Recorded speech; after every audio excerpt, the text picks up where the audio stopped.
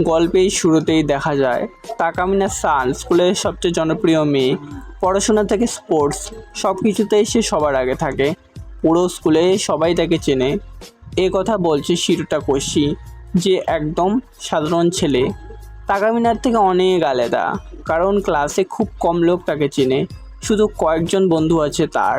শিরোটা বলছে তারা দুজন একই ক্লাসে পড়ে অনেক দিন ধরে, কিন্তু এখনও পর্যন্ত শিরোটা তাকামিনার সাথে কখনো কথা বলেনি। কিন্তু আজকের দিনটা বদলে দেবে সব কিছু। এরপর আমরা একটু অতীতে ফিরে যাই, যেখানে শিরোটা তাকামিনার উপর বসে আছে আর মনে হচ্ছে এটা একটা স্বপ্ন। তার সামনে একটা দেবী আছে আর তাকামিনা হাসছে। এখন দেখা যাক কিভাবে তারা এত কাছে চলে এলো। আর হ্যাঁ, তাকামিনা স্কুলের প্রেসিডেন্টও। এরপর আমরা দেখি শিরোটা স্টোর রুমে বসে খুব নার্ভাস, কারণ ম্যাথ পরীক্ষার জন্য সে ঠিকমতো প্রস্তুতি নেয়নি। তখন তাকামিনা ক্লাস থেকে এসে স্টোর রুমে ঢুকে পোশাক বদলাতে শুরু করে। শিরোটা তাকামিনাকে দেখে লুকিয়ে পড়ে আর ভাবছে স্কুলের সবচেয়ে সুন্দর মেয়ে তার সামনে পোশাক বদলাচ্ছে।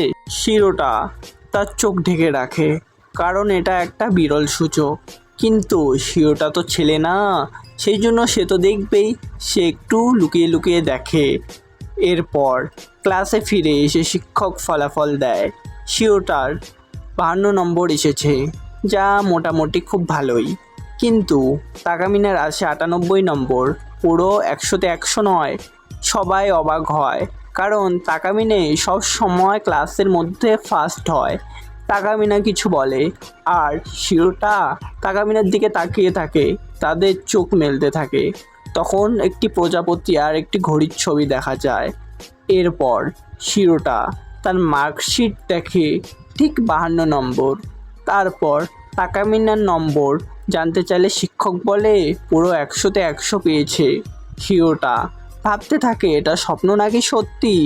পরে সে তাকামিনার অফিসে গিয়ে জিজ্ঞেস করে, তোমার ম্যাথে 98 নম্বর এসেছে না, এটা কি সত্যি? তাকামিনা অবাক হয়ে জিজ্ঞেস করে, তুমি কিভাবে জানলে? এরপর একটু রেগে গিয়ে শিরোটার দিকে চলে আসে। শিরোটা তখন তো খুব ভয় পেয়ে যায়। তাকামিনা বলে, আমি রেজাল্টের জন্য রেগে যাইনি, সত্যি করে বলো, তুমি স্টোর রুমে আমাকে কাপড় পাল্টাতে দেখছিলে তো? শিরোটা খুব ভয় পাচ্ছিল। তখন তাকামিনা হেসে বলে, আমি মজা করছিলাম, শুধু তোমাকে ভয় দেখাতে চেয়েছিলাম। এখন আমরা একটু কথা বলি। সে জিজ্ঞাসা করে, তুমি কি জল খাবা? শিরোটা তো ঘাবড়ে গেছে, বলে হ্যাঁ আমি খাবো। আর তখনই তার হাত থেকে জল পড়ে যায়। আপনাদের মনে হতে পারে জল তাকামিনার গায়ে পড়ে, কিন্তু না, তাকামিনা সাইডে চলে যায়। সে বলে, তোমার প্ল্যান তো দারুণ ছিল, আমাকে ভিজিয়ে আবার কাপড় পাল্টাতে দেখা। তারপরও সে আবার কাপড় খুলতে শুরু করে। শিরোতা বলে, তুমি কি করছো? তুমি পাগল নাকি? এসব করো না।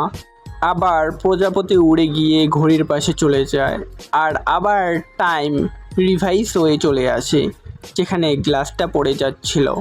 এইবার সত্যি তাকামিনা ভিজে যায়। তাকামিনা বলে, তুমি ভুল করছো, এখন আমাকে কাপড় চেঞ্জ করতে হবে। সে বলে, তুমি নিচে মুখ করে থাকো, আমি চেঞ্জ করব। দেখো ভাই, ওকে তো বাইরে যেতে বলতে পারলো না, না একদম ঘরের ভিতরে। সে শিওতাকে দিয়ে গা মোছাতে বলে। শিওতা তো কাঁপছে ভয়ে, কিন্তু সে কোনোভাবে গা মুছতে থাকে। হঠাৎ তাকামিনা তাকে খুব জোরে একটা লাথি মারে, ঠিক সেই জায়গায়। বলে, তুমি আমাকে ভুল জায়গায় টাচ করছো। যদিও তাকামিনাই তো গা মুছতে বলছিল। তারপর তাকামিনা বলে, তোমার মনে সব কিছু থাকার কথা ছিল না, কিন্তু তুমি সব মনে রেখেছো কেন? সে বোঝায় এটা হয়তো তার কোনো অ্যাবিলিটি, আর এই সব ভবিষ্যৎ বিস্তারিত জানা যাবে। মানে হচ্ছে ভবিষ্যতে এই অ্যাবিলিটি সম্পর্কে জানা যাবে। সে বলে, তোমার মনে আসছে নিশ্চয়ই প্রশ্ন, আমার এই অ্যাবিলিটি আসলো কিভাবে? শিউতা বলে, আমার তো এই প্রশ্নই ছিল না। কিন্তু তারপর কিছু না বলে তাকামিনা নিজের সব কথা বলতে শুরু করে দেয়। আর এরপর সে নিজের অনেক প্রশংসা করতে থাকে। আমি না একদম নাম্বার 1 সব কিছুর মধ্যে। আর এই কারণেই আমাকে এই অ্যাবিলিটি দেওয়া হয়েছে, মানে আমি অন্য মানুষদের থেকে অনেক আলাদা। মানে ভাই এখানে একটু বেশি নিজের প্রশংসা করে ফেলে তাকামিনা। আর শুধু তাই না, তাকামিনা তখন চিরতার অপমানও করে বসে। সে বলে, আমার তো জানাই ছিল তোমার বুঝতে অনেক সমস্যা হবে, কারণ তোমার জীবন তো 90% ভুলে ভরা। এরপর তাকামিনা এটাও জানায়, আমার এই অ্যাবিলিটি তখনই চালু হয় যখন আমি কোনো ভুল করি। আর এরপর সে বলতে শুরু করে, আমি যখন 5ম শ্রেণীতে পড়তাম তখন প্রথম এই অ্যাবিলিটি পাই। এখন আপনারা ভাবছেন ভাই শেষমেশ তার কী অ্যাবিলিটি? তো যা আপনি এখন দেখছেন, একবার পাস্টে যাওয়া একবার ফিউচারে যাচ্ছে, এটাই তাকামিনার অ্যাবিলিটি। আমি শুরুতেই আপনাদের ভালো করে বলে দিচ্ছি, এই পাস্ট ফিউচার টাইম শিফট হওয়ার পর সবাই সব কিছু ভুলে যায়, কিন্তু শিরোতা জানে না কেন সে সব কিছু ভোলে না, সব থাকে তার মনে। যেমন ক্লাসে কী হয়েছিল, পানি পড়ার ঘটনাও মনে থাকে। আর শিরোতার জায়গায় যদি অন্য কেউ থাকতো সে এতক্ষণে সব ভুলে যেত। তারপর তাকামিনা আবার নিজের গুণগান গাইতে শুরু করে। এই অ্যাবিলিটি শুধুমাত্র সেই পাবে যার মনে সবসময় নাম্বার 1 হওয়ার ইচ্ছা থাকে।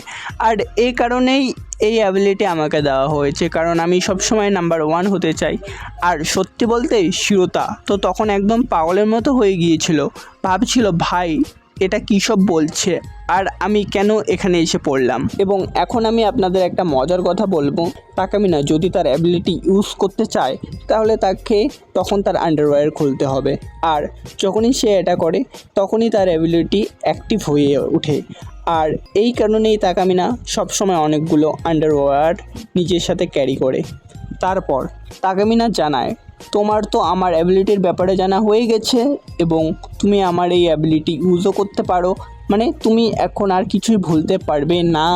তখন সে বলে, এখন আমি কি ঠিক করেছি, আমি তোমাকে আমার দাস বানিয়ে রাখবো। এটা শুনে শিরোতা তো একদম হতভম্ব হয়ে যায়। শিরোতা সরাসরি না বলে দেয়, বলে আমাকে এখন বাড়ি যেতে হবে, দয়া করে মাফ করো। এরপর সে বেরিয়ে যেতে থাকে। তখন তাকামিনা বলে, তোমার সামনে এত বড় একটা সুযোগ আর তুমি এটা ছেড়ে দিচ্ছ। শিরোতা ভাবে, সত্যি বলতে গেলে এটা একটা দারুণ সুযোগ, কিন্তু না, এটা আমি করতে পারবো না। এরপর সে চলে যেতে থাকে। তখন তাকামিনা তাকে ধরে টানাটানি করতে থাকে, আর এই কারণেই শিরোতা সোজা গিয়ে পড়ে তাকামিনার উপরে। এবং এখন যে দৃশ্যটা আমি গল্পের শুরুতে বলেছিলাম, যেখানে শিরোতা উপরে আর তাকামিনার নিচে, আমরা ঠিক সেই জায়গাতে পৌঁছে যাই। শিরোতা তো তখন একদম ভয় পেয়ে যায়, কিন্তু তাকামিনা তখন বলে, তোমার ভয় পাওয়ার কিছু নেই, তুমি এই সব কিছু করতে পারো যদি তুমি আমার দাস হয়ে যাও। মানে এটা এক প্রকারের পুরস্কারই ছিল শিরোতার জন্য। শিরোতা তো তখন খুশিতে লাফাচ্ছিল, কিন্তু এত সহজে তো কিছুই ফ্রিতে পাওয়া যায় না না। এবং ঠিক তখনই তাকামিনা অনেক জোরে চিৎকার করে ওঠে, আর ক্লাসে তখন অনেক স্টুডেন্ট ঢুকে পড়ে। ছেলেরা সবাই শিরোতাকে ধরে ফেলে, আর মেয়েরা সরাসরি পুলিশকে কল দেয়, আমাদের ক্লাস প্রেসিডেন্টকে একটা ছেলে হ্যারাস করছে। আর এরপর তাকামিনা তো ভাই পুরোটাই মিথ্যা বলতে শুরু করে। হ্যাঁ, ও আমাকে বিরক্ত করছিল, মানে আরও অনেক কিছু বলে। আমি আর কি বলবো, আপনারা তো বুঝতে পারছেন এই দৃশ্যে দেখে কি হচ্ছিল। এবং তখনই আমাদের তাকামিনাকে আবার দেখা যায়, আর সে তখন মুচকি হাসছিল। আর এ দেখেই শিরোতার বুঝে যেতে দেরি হয় না। ভাই তাকামিনা তো তাকে ফাঁদে ফেলার চেষ্টা করছিল, যেন সে তাকামিনার প্ল্যানে পা দেয়, আর সে ইতিমধ্যেই ফেঁসে গেছে। এবং তখন তো পুলিশও চলে আসে। শিরোতার মনে হচ্ছিল ভাই আমার জীবন তো এখনই শেষ। তাকামিনা তখন বলে, এখনও তোমার কাছে সুযোগ আছে, তুমি চাইলে এখনও দেখতে পারো। তখন শিরোতা তাকামিনার কাছে অনেক অনুরোধ করতে শুরু করে। তারপর হঠাৎ আবার সেই প্রজাপতি সেই ঘড়ির কাছে চলে যায়, সব কিছু আবার দেখানো হয়। মানে আবার আমরা ফিরে যাই সেই মুহূর্তে যেখানে তাকামিনা আর শিরোতা নিজেদের মধ্যে কথা বলছিল। এবং এখন শিরোতা পুরোপুরি তাকামিনার দাস হয়ে গিয়েছে। আর শিরোতা তখন অনেক বেশি আফসোস করছিল, ভাবছিল আমার তো বাসায় ফিরে যাওয়া উচিত ছিল, প্রেসিডেন্ট অফিসে আসা উচিত হয়নি। যদি না আসতাম তাহলে আজকে আমি বেঁচে যেতাম। এরপর তাদের দুজনের মধ্যে প্রচুর ঝগড়া শুরু হয়ে যায়। তাকামিনা বলে, তুমি যদি আমার সাথে তর্ক করো তাহলে তোমার কি অবস্থা হবে সেটা তুমি জানোই। শিরোতা তখন অনেক বেশি মাফ চায়। তারপর তাকামিনা বলে, ভালো, এখন আমি তোমাকে তোমার প্রথম কাজ দিতে যাচ্ছি। আর সে বলে তুমি আমাকে একটা প্যান্টি পরিয়ে দাও। এটা শুনে চিরতা তো অনেক বেশি ঘাবড়ে যায়। সে বলে আমি এটা করতে পারবো না। কিন্তু তাকামিনার ডিকশনারিতে না বলে কোনো শব্দই ছিল না। সে বলে ব্যাগে তুমি প্যান্টি পেয়ে যাবে। অবশেষে চিরতা তাকামিনাকে সেই প্যান্টি পরিয়ে দেয়। তাকামিনা তখন বলে তুমি সবসময় তোমার চোখ কেন বন্ধ করে রাখো? তাকামিনা বলে তুমি তো আগেও এবং লাস্ট টাইমেও তো সবসময়ই তো নিজের চোখ বন্ধ করে ফেলছিলে, আর দেখা যায় তুমি তো আসলেই অনেক কিউট। গল্পের শুরুতে তাকামিনা আর শিরোতে দুজনেই প্রেসিডেন্স অফিসে থাকে, যেখানে তারা দুজনে বেশ কাছাকাছি ছিল। তাকামিনা শিরোতার হাত ধরে রেখেছিল আর বলছিল তুমি এখন আমার সার্ভেন্ট, তুমি যা করতে চাও আমার সাথে তুমি তাই করতে পারো। এখন শিরোতের হার্টবিট অনেক জোরে হচ্ছিল আর তাকামিনাও ভালোবাসার চোখে তার দিকে তাকাচ্ছিল। কিন্তু হঠাৎ করে অনেকগুলো পুলিশ চলে আসে আর আবার শিরোতাকে ধরে ফেলে। তাকামিনা তখন নিজেকে ভদ্র মেয়ে হিসেবে দেখাতে থাকে। এরপর আবার তাকামিনা হাসে আর ঠিক তখনই বোঝা যায় শিরোতে তো সব স্বপ্নও দেখছিল। তখনই শিরোতের ফোনে একটা মেসেজ আসে, ওটা ছিল তাকামিনের মেসেজ। তাকামিনে লিখেছিল স্কুলের জন্য একদম লেট করতে পারবে না। শিরোতে তাকামিনের ছবি দেখে খুব ব্লাশ করতে থাকে। এরপর আমরা দেখি শিরোতে স্কুলে যাচ্ছে, তবে স্কুলে যাওয়ার সময় সে বেশ ভয় পাচ্ছিল। হঠাৎ তাকামিনা পিছন থেকে চলে আসে, সবাই তাকামিনাকে গুড মর্নিং বলতে থাকে আর তাকামিনাও খুব ভালোভাবে সবাইকে গুড মর্নিং বলে। শিরোতে তাকামিনের দিকে তাকিয়ে খুব নার্ভাস হয়ে যায়, ভাবতে থাকে যাকে আমি আমার ভালোবাসা মনে করতাম সে তো একটা রাতেই আমায়, মানে সে এখন তাকামিনের কথা ভাবছিল। তখন তাকামিনে শিরোতার কাছে এসে কথা বলতে যায়। এটা দেখে সবাই খুব অবাক হয়ে যায়, তাকামিনে কীভাবে শিরোতার কাছে গেল। শিরোতেও এটা লক্ষ্য করছিল। তখন তাকামিনে শিরোতার কাছে আসে এবং কানে ফিসফিস করে বলে তোমাকে কাউন্সিল রুমে আসতে হবে। পরের দৃশ্যে শিরোতে কাউন্সিল রুমে যায় তাকামিনের কাছে। শিরোতে জিজ্ঞেস করে আসলে কি কাজ আছে আপনার? তাকামিনে বলে আসলে কোনো কাজ নেই, এখন আমরা দুজন পার্টনার, তাই আমাদের একে অপরকে জানা উচিত। শিরোতে চিৎকার করে বলে আমরা কোনো পার্টনার না, তুমি জোর করে আমাকে ধরে রেখেছো, মানে স্লেভ বানিয়ে রেখেছো। ঠিক তখনই তাকামিনী শিরোতাকে একটা ব্যাগ দেয়। শিরোতা ব্যাগটা খুলতেই দেখে ওর ভিতরে অনেকগুলো প্যান্টি আছে। তাকামিনা বলে তুমি এখন আমার আলমারিতে কাজ করবে, এই সব প্যান্টিগুলো নিয়ে ঘুরে বেড়াবে, যখন দরকার হবে তখন আমায় এনে দিবে। এটা শুনে শিরোতে খুব অবাক হয়ে যায়। শিরোতে বলে আমাকে কি এটা সবসময় সঙ্গে করে রাখতে হবে? তাকামিনা বলে আর একটা কথা বলবো, যখন আমি আমার অ্যাবিলিটি ব্যবহার করব তখন সঙ্গে সঙ্গে তুমি আমাকে প্যান্টিটি পরিয়ে দিবে। শিরোতে বলে এটা কি পাগলামি না, এটা তো অনেক বেশি হয়ে গেল না?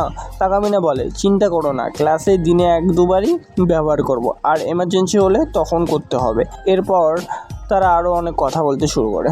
তাকামিনা বলে তুমি যদি কাজটি না করো তাহলে তোমার সাথে কী হবে? শিরোতা তখন নিজের অতীতের কথা ভাবে, যখন তাকে পুলিশ ধরে নিয়ে যাচ্ছিল। শিরোতা বলে তুমি চিন্তা করো না, আমি ঠিকভাবে কাজ করব। তাকামিনা বলে যদি তুমি ঠিকমতো কাজ করো তাহলে আমি তোমাকে রিওয়ার্ড দিব। এরপর তাকামিনা শিরোতাকে নিচে ফেলে তার উপরে বসে পড়ে। শিরোতে তখন ভয় পেয়ে চোখ বন্ধ করে বলে প্লিজ এবার আর পুলিশ ডেকো না, আমার খুব ভয় লাগে, আমি তোমার সব কথা শুনবো।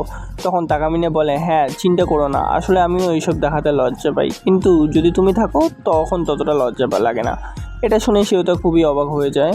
শিরোতে বলে আমি তোমাকে কখনোই হতাশ করব না। এরপর আরও শিরোতে বলে আচ্ছা ঠিক আছে, এখন আমাকে ক্লাসে যেতে হবে। তাকামিনা বলে স্কুল ছুটির পর ব্যাগটা আমায় ফেরত দিও, দেখো আবার বাসায় নিয়ে যেও না। শিরোতে বলে হ্যাঁ আমি জানি। শিরোতে যাওয়ার পর তাকামিনা শিরোতেকে দেখে একটু মিষ্টি হাসি দেয়। এরপর ক্লাসরুমের দৃশ্য দেখানো হয়, যেখানে টিচার পড়াচ্ছিলেন, একটা কবিতা পড়াচ্ছিলেন আর কাউকে বুঝিয়ে বলার জন্য বলেছিলেন। শিরোতা মনে মনে ভাবছিল এটা তো তাকামিনা সহজেই পারবে। তাকামিনা কবিতায় ব্যাখ্যা দিতে শুরু করে। সবাই বলে তার গলার আওয়াজ কতটা সুন্দর। শিরোতা তাকিয়ে ভাবে ও খুব সুন্দর, তার উপর খুবই ইন্টেলিজেন্ট, একদম পারফেক্ট, তাকে তো অ্যাবিলিটি ব্যবহার করারও কোনো দরকার নেই।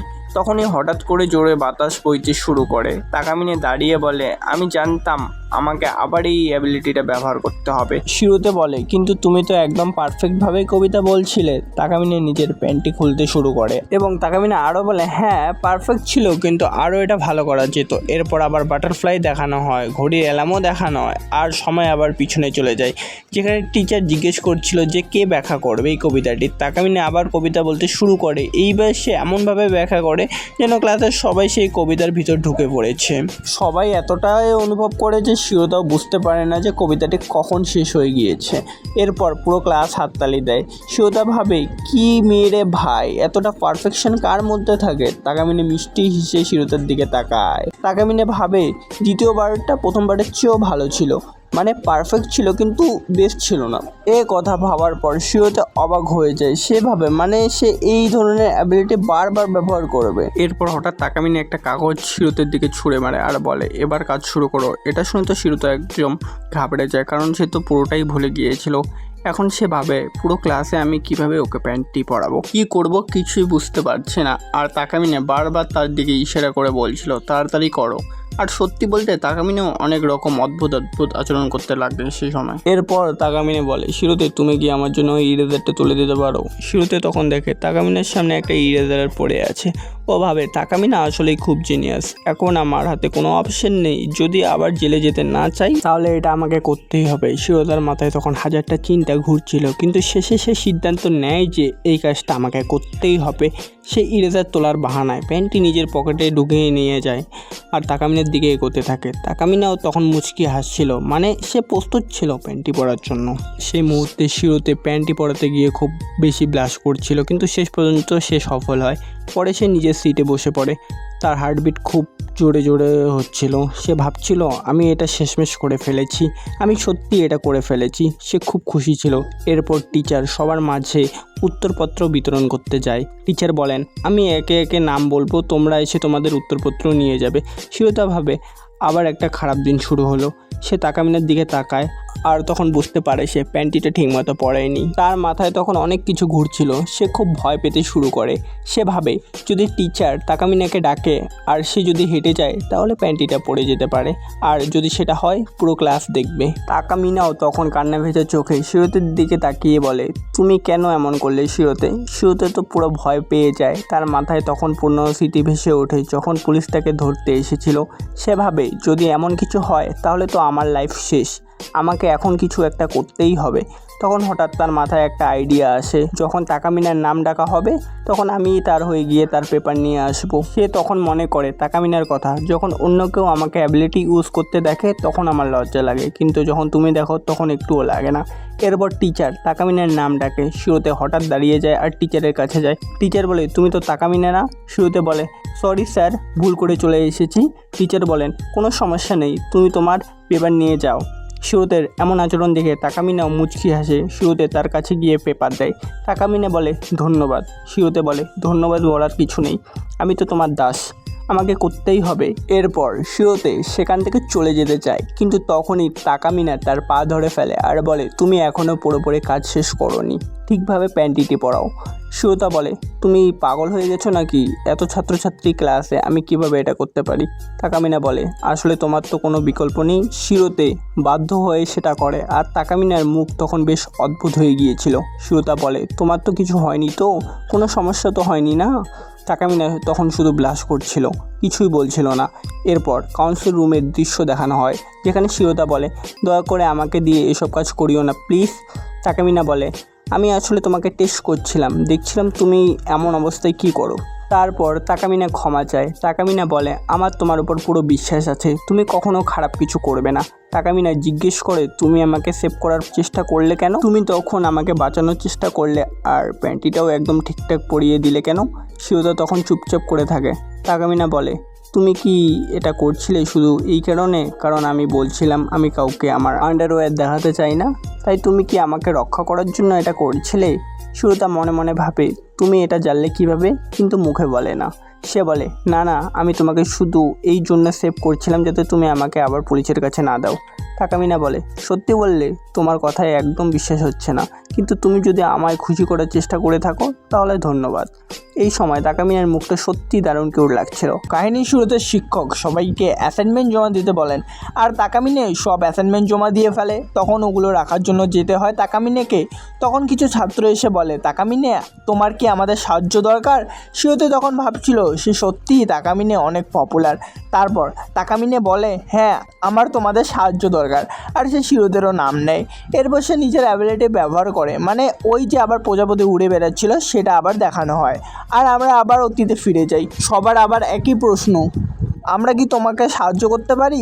শিরোতে ভাবছিল যে তাকামিনে বলছিল তোমাকে আমার সব কাজ করতে হবে। এরপর শিরোতে তাকামিনের কাছে গিয়ে বলে, আমি কি তোমাকে সাহায্য করতে পারি?